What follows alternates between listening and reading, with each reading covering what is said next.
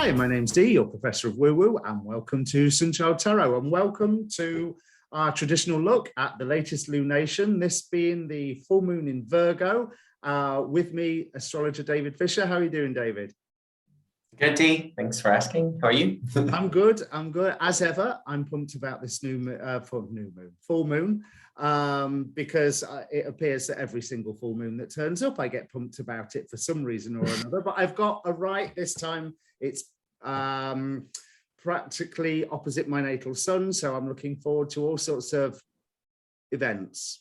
Whether they're positive or negative, David, tell me, are they going to be positive or negative? Well, what's this moon got for us? Yeah, there's a few things that we have to get to in this particular chart, but diving right into it, you can see that the moon is kind of isolated in the side of the zodiac while we have all the other traditional planets, most of them, even the modern ones, kind of squeezed into this side of the last few zodiac signs. And this is the tropical zodiac, by the way.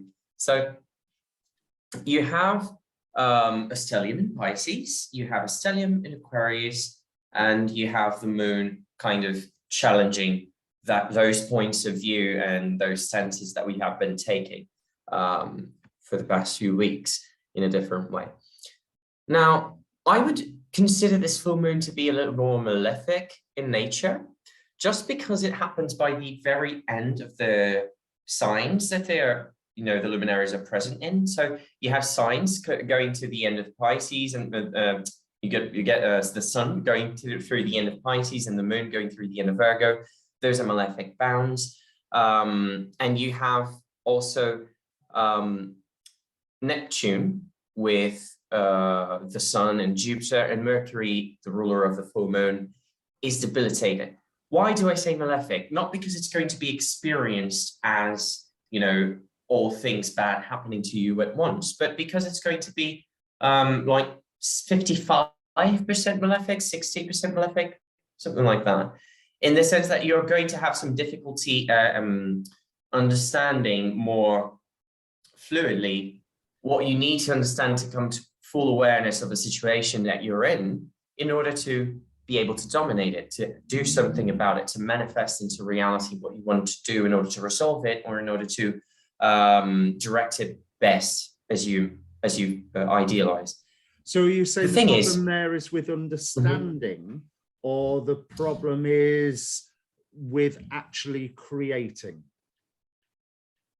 Is it like we try and do something and then there's a blockage, or something needs to be done, but we can't quite get our mind on what? Yeah, something needs to be done, but we can't quite get our mind on what, because we need to exact or will in a way that is progressively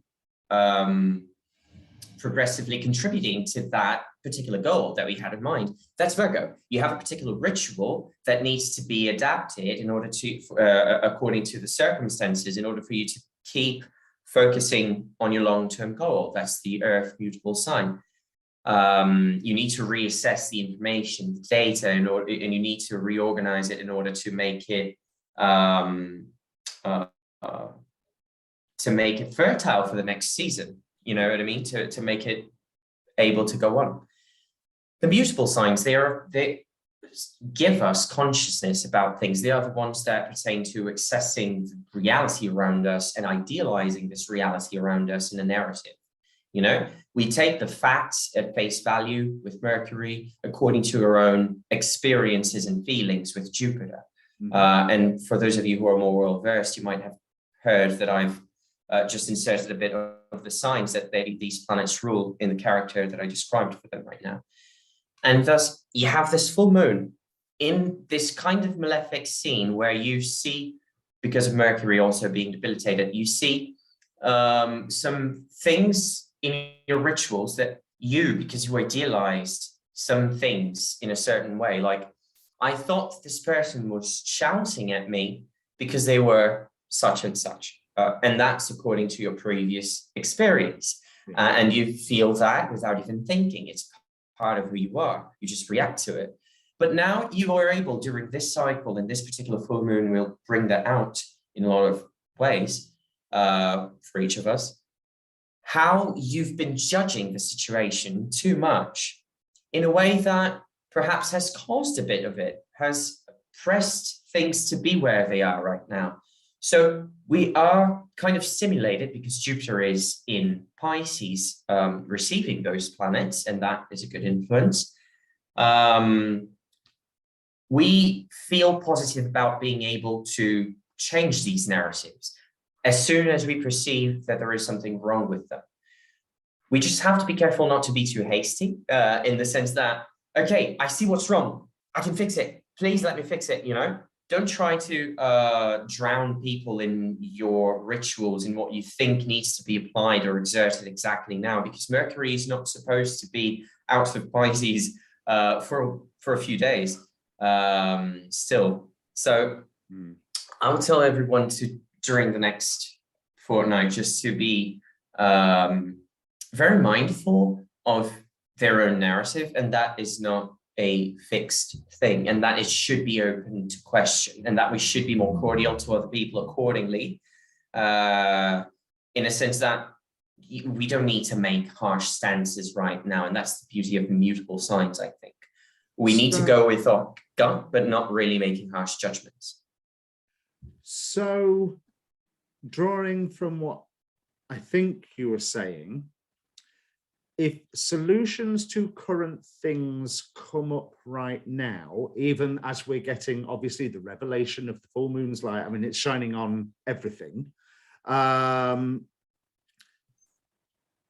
when we discover these solutions, the fact that on Tuesday we have this solution, it may appear different on the Wednesday, may appear different on the Thursday. So it's more a time of observing solutions, yes, rather than acting and instigating on these solutions. Yes, when a planet is debilitated, we rely on its ruler to be able to give it good, at least good material for it to understand why it's being, where it's feeling the way it's feeling. And with Mercury like that, we are still going to experience confusion and an inability to really wrap our minds around what's going on.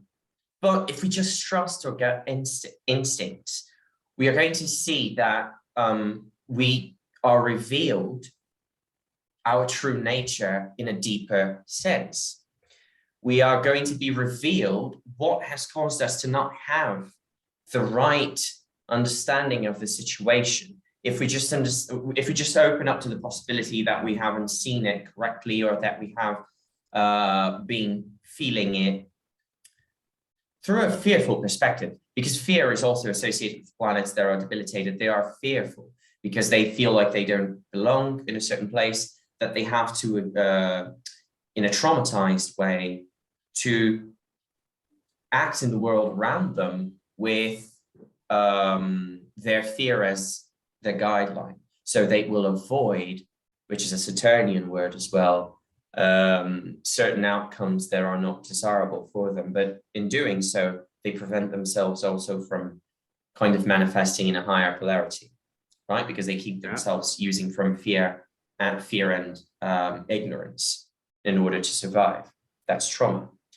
And debilitated planets in the chart describe that. Now, with Jupiter and the Sun being here, I think that we are able to shine a good light over that trauma and be able to, and we're able to kind of put a blanket on it and really welcome it into our lives as something that we are treating, as something that we have a long-term relationship with. That's why I said it's not something that you're able to resolve now. Don't try and apply some kind of ritual immediately, because that earth that is being offered right now is being offered only through Pluto, the moon, and Uranus, which are not the most stable of planets, the bunch of them. So I would say that if you are to establish something long-term with these earthly influences being given to us by such erratic planets and deeply disturbing planets sometimes with Pluto, we are to access those deep parts of us that don't want to change and see, take some distance and be like, okay, I used to idealize things like this, but let's put it through another perspective, because I need to stop suffering because of it. I need to stop seeing it as a threat. I need to calm down my fear. That's what I need to do in order to keep going. That's what I feel in my body. And paying attention to that is the watcher of Pisces. And you feel like you should do that right now. And that's actually stimulated because Jupiter is in there. And you want to enhance and stimulate everything that is productive within you, everything that makes you feel good. Now, careful if you don't have a good relationship with Jupiter in your chart, because that just might mean you abuse drugs or that you abuse any kinds of substances or vices that you might already have in order to achieve that sense of goodness. But and be mindful, that's what I'm saying. You're saying that just No. Jupiter and not including Neptune there, or are you including Neptune with that? Yeah, all these planets that are in Pisces right now, but particularly Jupiter, because they're it's the ruler of that sign. And if it's distributing the good circumstances right now for those planets to thrive in, you have to be careful, because your Mercury problems might lead you to, having too much of a Jupiterian escalation. Like you have this fixation in your mind about what fun really means, but that's something that really burns out your body energy. You don't want to do that, right? Because Mercury's retrograde. Mercury's in Pisces, same thing. Mercury's in Pisces, and you have, I'm joking, and you have this energy kind of leading you to bad habits or things that you thought were one way, but you can't take them at face value anymore. And you feel that, and you keep wanting to now make a new structure so you can feel safe. But the thing about the renewal of this structure is that you don't feel safe until you have some experience with it, some empirical experience with it. So just have faith that you're going to be able to get through this. And really try to reflect. And as you said before, observe what's being reflected back at you from the actions that you have taken so far towards the goals of those topics that involve Pisces and Virgo in your chart. Now that's interesting, because earlier we were talking, before we started filming, you were mentioning about the Mercury in Pisces and all of these topics together in terms of mental health as well. Do you want to say anything about that? I can touch upon that, yes, I want to, because thank you. Mental health is, when I was talking about trauma and debilitated planets, that's it.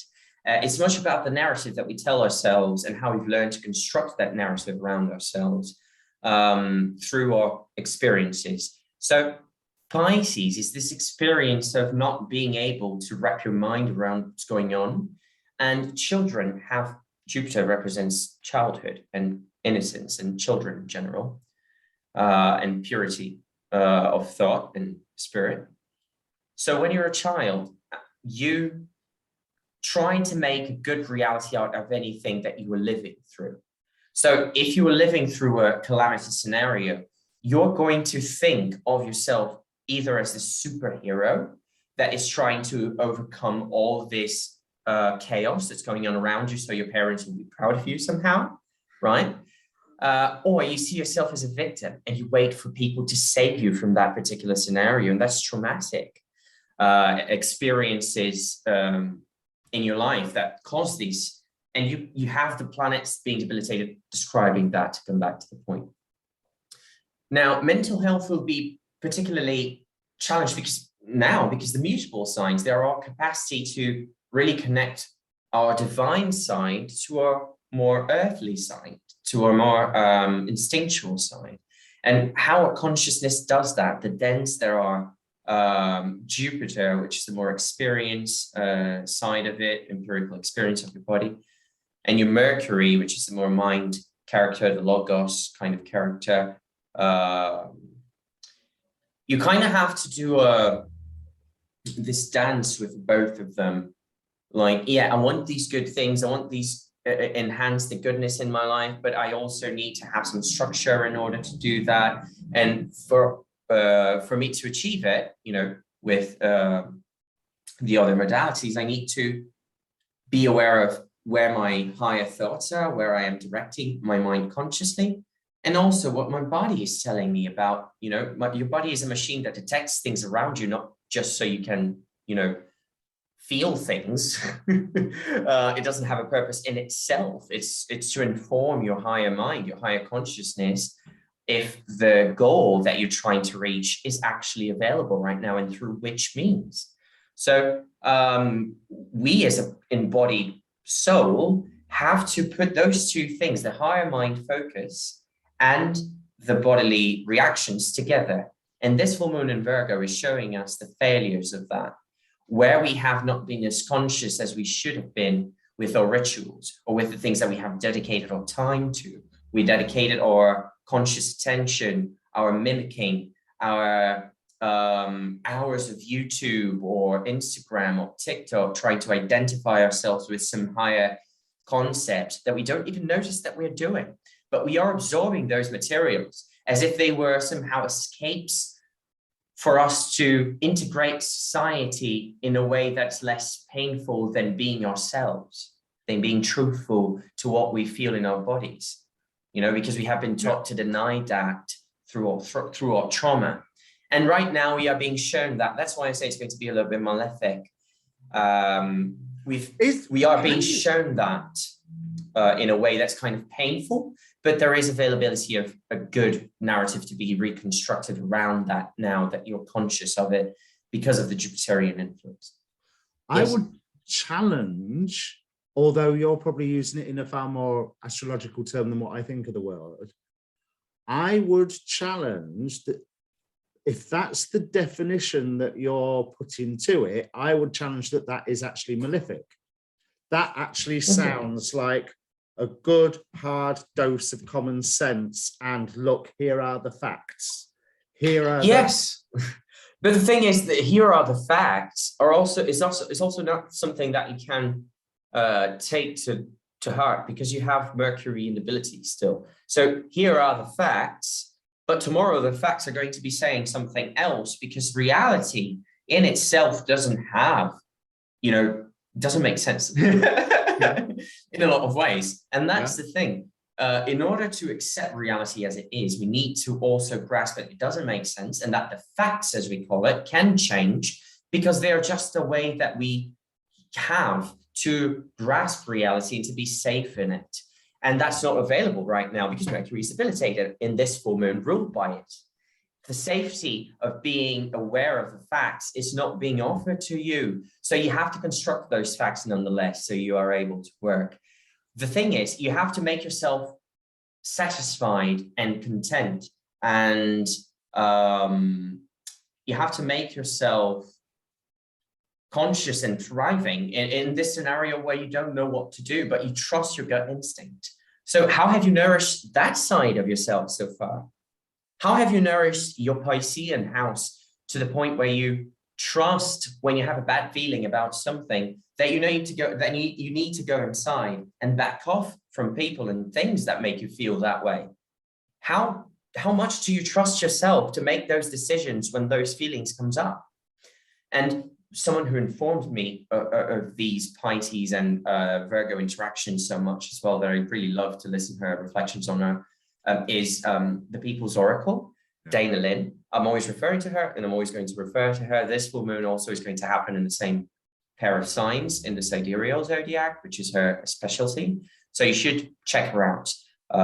She's done wonderful analysis of this already. So, and she talks about this dissonance between you being told that you're caring for yourself and for your body and for your ideals, when you're actually traumatizing yourself in order to care for ideals of someone else and corporations and things that are not even material. They're just ideals that have been put in practice, like gods that we have been feeding and that have now started to feed off of us in a larger, in a faster paced manner than we can handle. And we are all suffering from that. And we are aligning, especially with that sextile and trine to Pluto, we are aligning now with the larger narrative in a way that allows us to see how we have been giving up our own power by shutting off our consciousness from our bodies, our awareness of what we know on how to take care of ourselves, our ability to even develop a routine around taking care of ourselves. All of that's going to be brought into the table, and we need to look at that in an earthly manner. Again, something that I forgot to mention so far, and that I think is a good segue for you to insert some of your material that we were discussing prior, is that we have the Earth planets now in this chart being Uranus, the Moon, and Pluto. We also have the nodes there, but let's keep them aside for a moment. All of those planets, they're not the most stable influences. They are planets that change all the time, be it not Uranus, not in Pluto, not because they are fast-paced like the Moon is, but because they are about change itself. They are about the transformation process and how it brings awareness to the larger collective consciousness and all of that through chaotic and deeply disturbing scenarios. But that being said, the Earth signs then, they are to be looked at right now as battlefields and things that are moving and changeable, and thus we are also meant to question our more immovable parts, you know, our more inflexible nature in some scenes, in some places where you have perceived already that it's toxic, that it weighs on your body more than it should, that it makes you less aware of your priorities. You already are being made aware of that by the full moon, as we were saying. And now with those other planets, you are aware now of also of how that affects you in your larger narrative, how that's been affecting you throughout your life, how that's been affecting you and since when and why. That is all available for you to reach through your conscious awareness now. If you just stop to focus a little bit on the chaos around you and how you want to deal with it truthfully, not how your fear is telling you you should deal with it. And there's my segue, even though you've given me about 15 segues in this whole, because I had, sorry, you know, it was good that you tried announcing one of them. It's fear, the fear and how these fears, because I'm just looking at the chart now and I haven't paid much attention to it, but full moon square Lilith, but it's Uranus and Lilith are the really important things for me going on in this chart that goes in exactly the same way, especially with you talking about what's going on in the earth signs and our foundations, our mental health within that, reacting to fear. Looking at the angelic and demonic relationships between all the planets. One thing is Lilith is really loud. Lilith has got a lot of angels and demons speaking with Lilith's relationship to the other planets. But one thing I'm interested in is Lilith's relationship to Uranus. Uranus is in Paimon's rulership, and Lilith is in Paimon's decan by day. Now, Paimon, there's this one quote out of, I think this one's out of the Maleficarum, I've forgotten the name of it. But there's Paimon, Great King Paimon, one of the 9 kings of hell. He can discover unto thee what the earth is, and what holdeth it up in the waters, and what mind is, and where it is, and any other thing thou mayest desire to know. He giveth dignity and confirmeth the same. There's another level, which I'll touch on later. But that whole, we are getting a real good look at our fears and how they relate to our sense of foundation. And as you say, our foundation's on shifting sands at the moment. And everyone's feeling that very clearly. Now, Lilith, in and of itself, is in like I say, it's in a demonic aspect to Uranus. It's in a demonic aspect to Chiron under Virgo. It's in a demonic aspect to Mars under according to Marbas, and to the moon by Bathin's rulership. The full moon by day falls under Bathin's rulership, where Lilith, that's the quinance that Lilith is in. There's one single little, oh no, tell a lie, there's two angelic relationships here. We've got the Sun 12th part is speaking to Lilith, and the Venus 12th part is speaking to Lilith. So again, there's these sense of value against fear and identity towards how much of our fears, and like you say, some of them corporate standards that we've been brought up with, and you know, we must have our Coca-Cola and we must wear this and you must have the latest seasons, or as you can tell that I'm a fashion victim, obviously, or what have you, is how much of it is because we are valuing that thing or because we are scared not to be seen valuing that thing? You're muted. Exactly. Sorry, I was trying to unmute it. But exactly what you're saying. The thing is, we have Venus going through an enclosure right now, a malefic enclosure. It's tightening up and it's going to be more effective within 7 degrees, 7.5 degrees, which is about to get there. But this enclosure means, and it's averse to this full moon narrative, but square to that Uranus that you were mentioning. This enclosure validates that narrative of dissatisfaction or fear of being seen without a certain thing that you have identified and desired for so long. These things are being a little frustrated right now. And our narrative around ourselves thus is kind of threatened. And some certain traumas that we have about not being validated for who we are, which is Aquarius, kind of pop up through those desires that are not met, even though we are trying hard as we might to understand why they're not being met. And I think also that with the full moon in a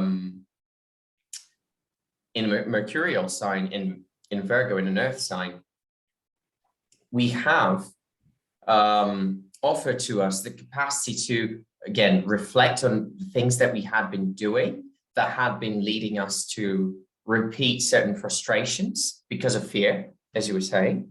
And also we have the ability to understand how to redirect then the narrative through our conscious choice in this moment, evoking some action and spirit within us to really push ourselves forward, to have new dreams, to have new desires. If that one thing is not available, then make me another reality and let me desire something that is more readily available to me and that is more fertile to me than what I've just discovered is not good enough. Coming back a little bit quickly to the mental health bit in that, it's going to not because you realize right now, if you do it, or that you've been doing something wrong, or that you have been directing yourself in the wrong way because you've believed a lie or anything like that, that you can't redirect yourself.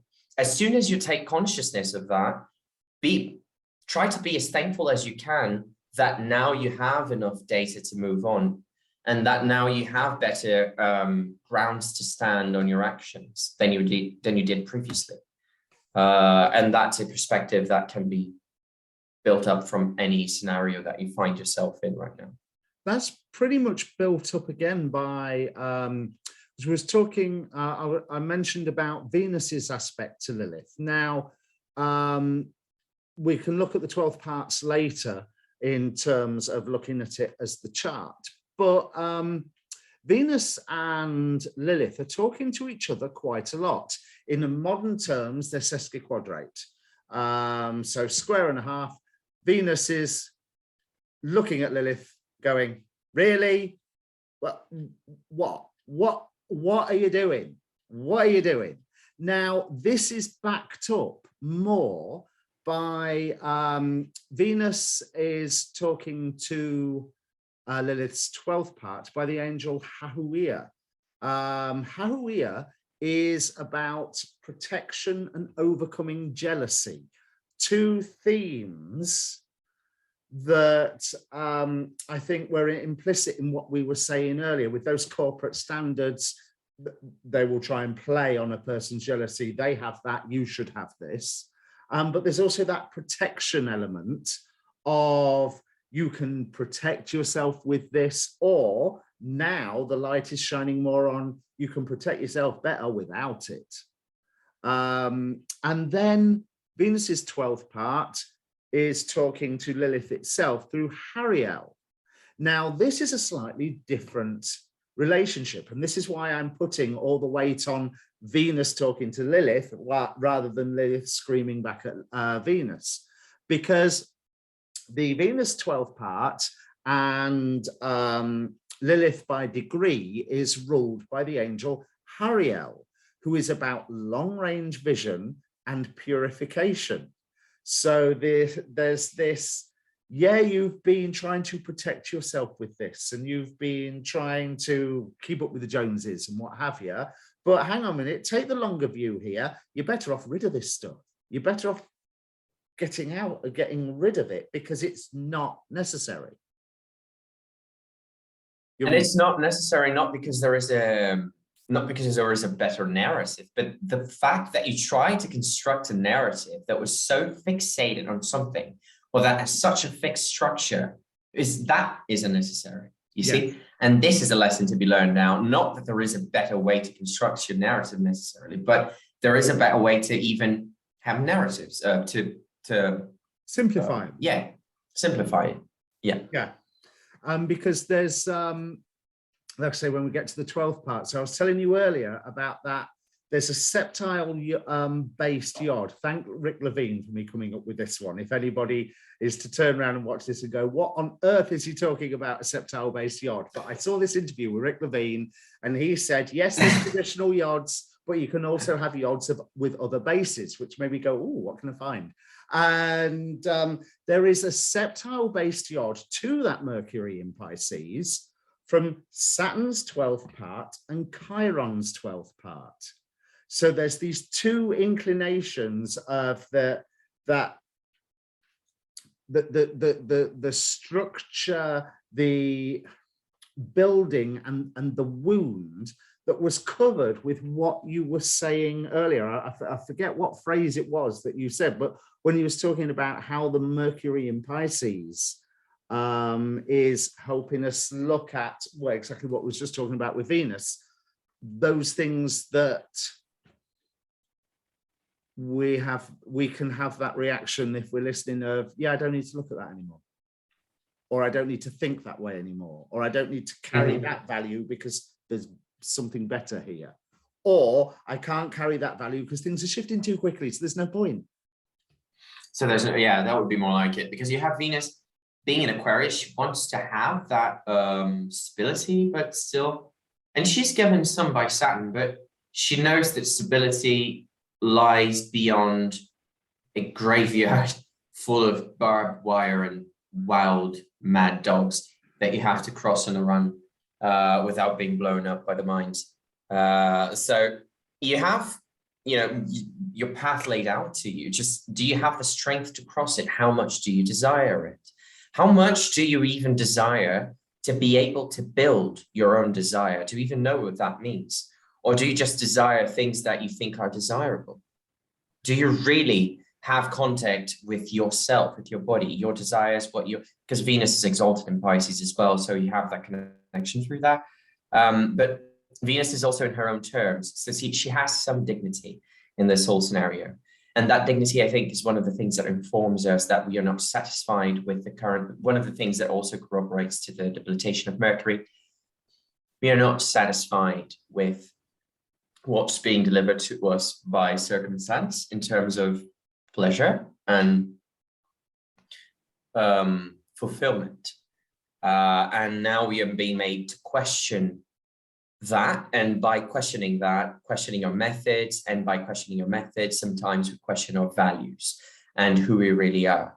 And boy, do I really move in a way that prevents me from actually getting what I want? Do I really move in a way that got to where I wanted, but now I realize it was just a waste of time because I hadn't had a larger thought about what I was desiring, because it was just some narrative that had been, proposed by trauma, so I could avoid something else. And now I feel discomfort looking back at it because of this reason, because I didn't achieve something that is satisfying. I achieved something that I thought would keep me safe, but now there is all these other things that make me fearful, and I'm still kind of trying to get somewhere, even though like unfulfilled, like even though I got to where I planned to be, there is that kind of confused feeling. And so we should get around that by learning, first of all, how do we even desire things? Why are they attractive to us? What's behind it, and how can we better direct that animal that desire things so they desire things that are more beneficial for your higher purposes? Do you even have a higher purpose? Yeah. Now, we don't need the chart, really. We just need to turn on the news, completely ignoring our rule of don't mention the war. I did it. That was not a rule. We don't need even a chart to demonstrate that there is a lot going on in the world right now that really is making us question our values. But what I like about what you're drawing out the chart, and what I've seen, is that, yeah, you can look at that on a grander scale, but you can really get down to the nitty gritty with that very same, hang on a minute, is this valuable to me? Is it worth it? Is it, is it making me safe? Is it giving me the illusion of safety? All the things that you were saying earlier. Let's say you are in a marriage that you have anticipated. Let's put it in a classic scenario. You were in a marriage that you never wanted to be in because you're a Christian boy raised in church, mama's boy, daddy's champion, or something like that. And you always wanted to be that and fulfill that role for them because you thought that brought you happiness, because that made you feel safe and belonging. But then you grow up, you see yourself in the scenario that they have built and expected from you, and you have directed yourself towards. And now you see yourself desiring things that are completely dissonant to that. I ask you, were you doing something that is according to your nature? No, you are doing something that is according to your expectance of, being accepted, being respected, loved by other people. All these things that fulfill the expectations of other people, but you never really stop to think, what would I like to do? Because if you had, you wouldn't be stuck in the relationship. You would make the relationship grow as you grow. You would consider it a part of yourself, and you would take it with you, because you started through the right reasons in the first place. Well, this is when the person would realize in that marriage scenario that, oops, I am with a person that I didn't necessarily calculate as the best person for me to be with in the long run, but the best person that seemed more attractive at that time for that particular reason of that particular moment, not in my higher mind process of what do I long for in the long term? What does my soul seem to sing towards, or attract me to in a higher sense? Because those things stick to us. Those things are a part of us for the long run. So have we already covered, or is this a good moment to segue into that Venus square Uranus? We can speak about it more because covered it, haven't we? We have covered it mostly because, yeah, these are all things that are involving what we were saying, but approaching it a little bit with a magnifying glass, we can say that Venus is receiving that Uranus from Aquarius, because it's in a superior square to Taurus, so it's in its own, Uranus is in Venus's domain. That means that, again, it kind of reinforces the ideal that we are having our desires challenged, and the way we view our desires challenged. And the consciousness we have about why we desire certain things and why we have come about to have what we have now that we value the way we do. Why is it like that? And why are we questioning like that? Because they're not bringing us satisfaction right now. For people who have a long-term relationship with something that is valuable to them, that challenge is also happening, but to deepen the connection, to really show the cracks that have to be corrected, or painted over, you know, the things that need to be renewed, the contracts that need to be renewed in the relationship in order for it to grow. So it's not something fearsome for the person. It's actually challenging, and a healthy relationship is actually it actually inspires the people involved in it to really grow with one another, because they know they can trust the other to open up their insecurities, the things that they're not satisfied with within the relationship.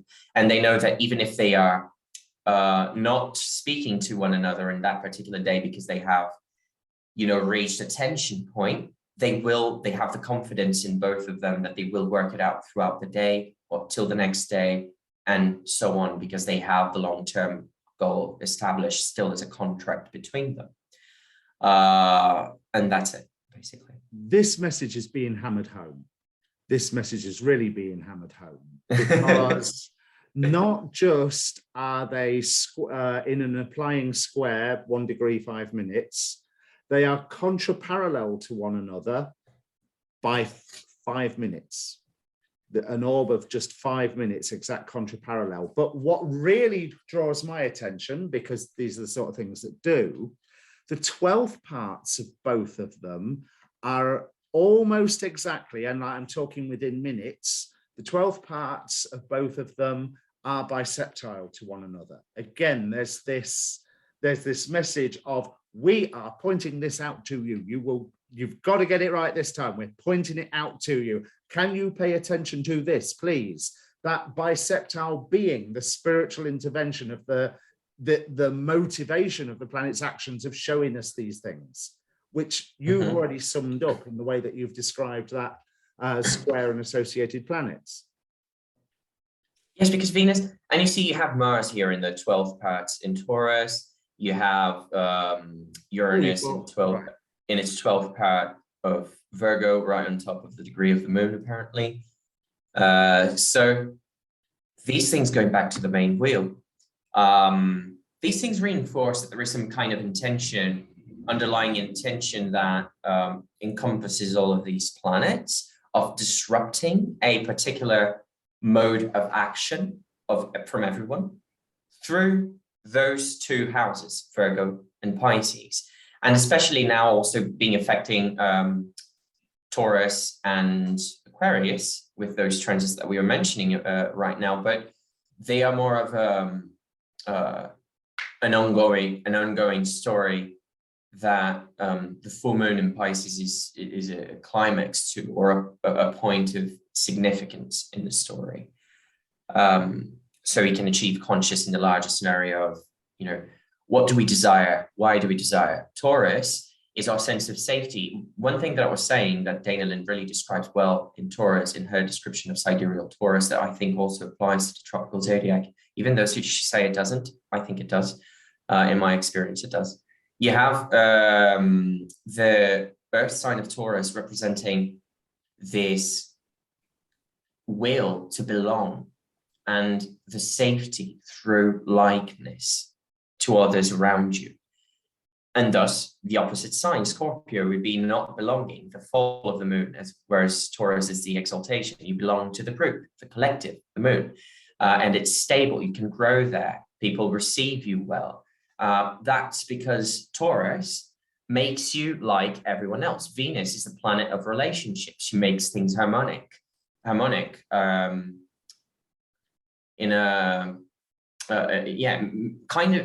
makes things the same, you know, it brings things together.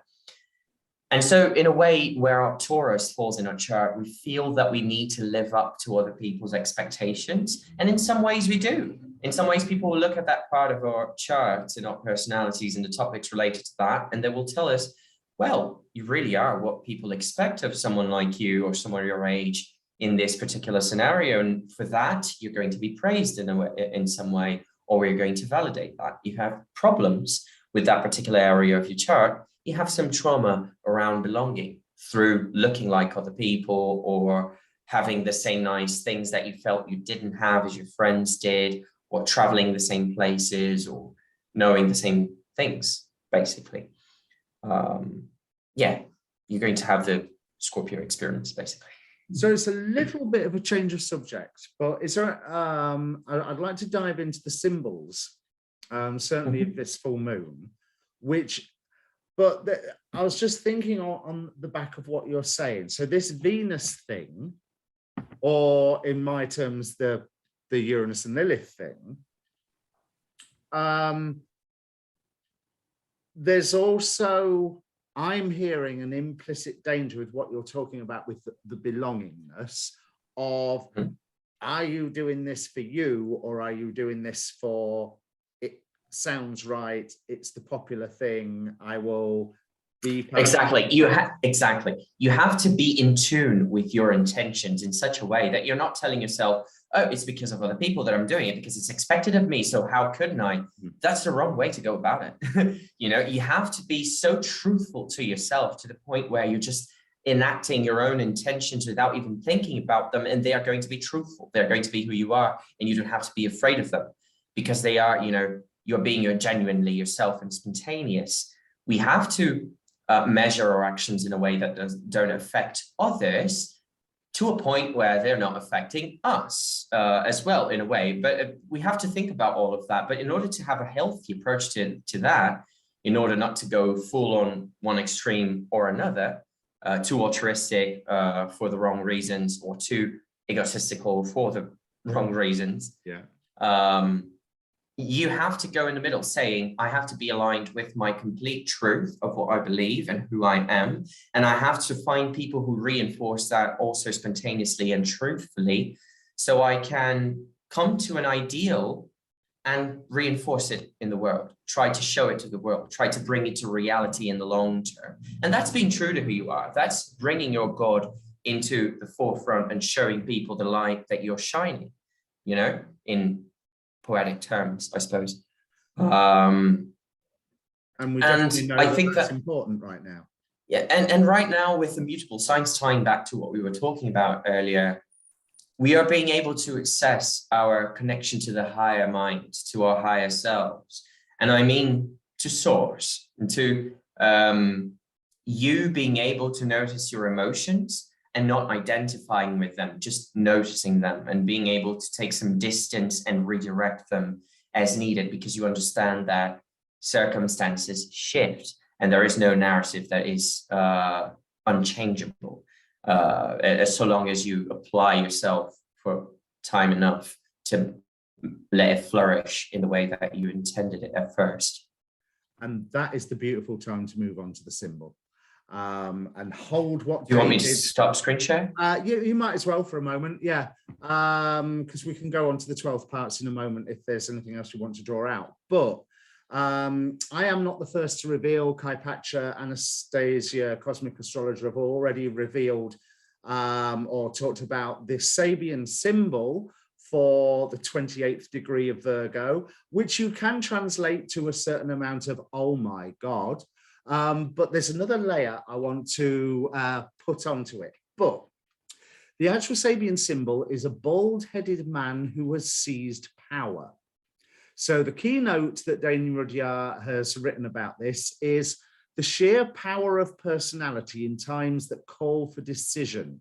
Whether at the religious or at the socio-political and cultural level, there comes a time where obsolescent patterns of order and cultural refinement have to be radically and relentlessly challenged. So we can all look at that bald-headed man, and we can all hear in what we were saying with that Venus, Uranus, Lilith, everything about the radically and relentlessly challenged. Now, whatever side of the argument you may fall on, pro-war, anti-war, pro-Russia, anti-Russia, pro-Ukraine, and anti-Ukraine. It doesn't matter. Things have changed, and therefore people will be radically and relentlessly challenging, or they'll get mowed down by circumstance. To carry on, catabolic personages emerge to seize power and dictate decisions that alter the structures of society or within an individual life. So again, referring to what was on about earlier, an intense urge for cathartic changes mobilizes the will, and traumatic decisions are made. At such times, the issue has to be met. And ruthless as the power may appear, it must be accepted. At this third stage of the 36th sequence of going through the zodiac, we face the unpostponable necessity for decision and transformation. As I said, that Venus-Uranus 12th part bisextile to one another. Spirit's pointing this out to us. To carry on here, no static formation, however beautiful and inspiring, can remain long unchallenged. Everything bows to the power of the will, divine, executively human, or satanic. Now, there's one last thing. Ruling the degree of this moon is Lehahia. Now, Lehahia was once one of the order of powers. Now, Lehahia protects crowned heads and makes subjects obedient to their superiors. He is, or was, depending on how you look at it, on his status as a holy or an evil angel, one of the Shem HaMephorash. His name means the adored God. Now, in times of any form of campaign, war, or political, there is that element of the adored. And Venus is very much about the adored. So it's what are you adoring and why? And is it that you're adoring it because you adore it? Fine. If you adore it, fine. Or are you adoring it because you are being influenced to adore it? Not so fine. But I just want to bring back to one other quality of Paimon, and I've just lost my note. Bear with me 1 second. What I hadn't continued from what I was saying is, I was saying how he could discover unto thee what the earth is, what holdeth up in the waters, and what mind is, and all of that. He giveth dignity and confirmeth the same. He combineth or maketh any man subject unto the magician if he so desire it. There is that element of control being offered by that Paimon relationship. And remember that that control is not yours. That is an offer of you being controlled. So that's something you can take Paimon's gifts, or you can allow him to empower you to be controlled. So there's something that, I mean, if I'd been talking about this during the virus, I'd have been going, nip, nip, nip, because it makes me sound anti-vax when I'm not. But this is a whole new ball game. But we can see that the same themes are coming through again, but stronger and stronger. And I'm hoping that with the current situations, we get the hang of it, else they're just going to come through stronger and stronger and stronger again until we get the point. And that is an idea I find quite scary. Now, that was Saturn is still in Aquarius. Yeah, definitely. Saturn is still in Aquarius, and that's why we're revising these themes in such a vivid manner. And also, we have Venus and Mars again there, which Mars went through Aquarius and conjoined with Saturn back in 2020, early in the pandemic. Yeah. So we have all of this really tying back to everything that's been happening ever since. The radicalized people that are enacting all these actions, they have been building up pressure since that time. And now it's just reaching another level through what Aquarius means. And Aquarius and Capricorn being the Saturnian signs, when Saturn is there in particular, they can be really, really harmful places to be in for a planet. I mean, Mars does well in Capricorn, but not so much in Aquarius. It doesn't have any particular dignity except by the end with terms, and that's only one through many dignities that it doesn't have in that sign. So it's a good thing that it's with Saturn moment, but two malefics with a good planet means that the good things that the good planet signifies are hindered, while the malefic things are not so bad, but still have to be dealt with. So that's what you were saying, basically. Yeah.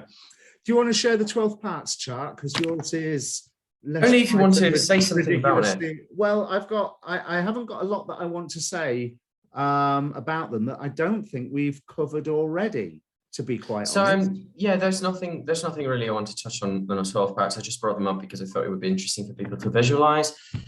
But yeah, because I've mentioned all the 12 part relationships. Yeah, you can go back to earlier in the video when we looked at the chart, and you can just see it.